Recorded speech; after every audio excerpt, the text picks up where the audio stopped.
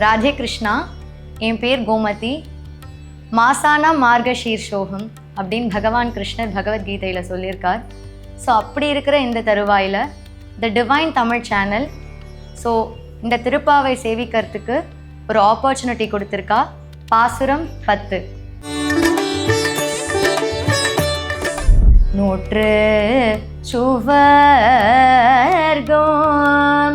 புகுகின்றகம் மனாய் மாற்றமும் தாராரோ வாசல் திரவாதார்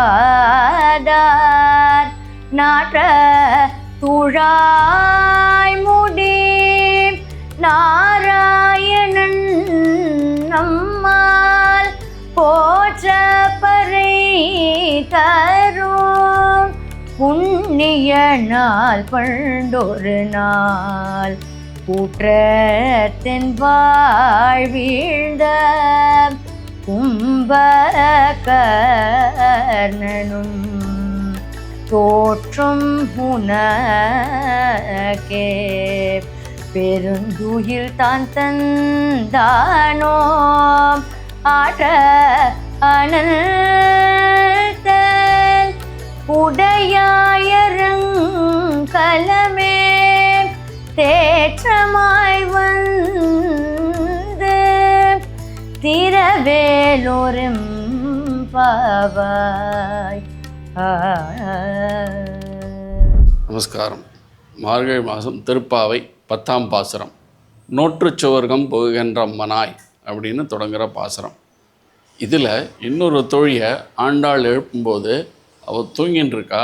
நோற்றுச் சுவர்க்கம், அதாவது முன்ஜென்மத்தில் சொர்க்கம் வேணும்னு பிரார்த்தித்து தவம் பண்ணி அதனோட பலனாக இன்னும் நீ தூங்கின்னு இருக்கியா இந்த ஜென்மத்தில் அப்படின்னு ஆண்டாள் வந்து கூப்பிட்றா அந்த தோழியை. நூற்றுச்சுவர்க்கம் புகன்ற அம்மனாய் மாற்றம் தாராதோ வாசல் திருவாதா. நீ எழுந்து காட்டாலும் பரவாயில்ல, அட்லீஸ்ட் குறைஞ்சபட்சம் வாசக்கதவியாவது தர, அப்போ தான் நீ எழுந்ததுக்கு ஒரு அடையாளமாக இருக்கும். இன்னும் தூங்கின்னு இருக்கியே.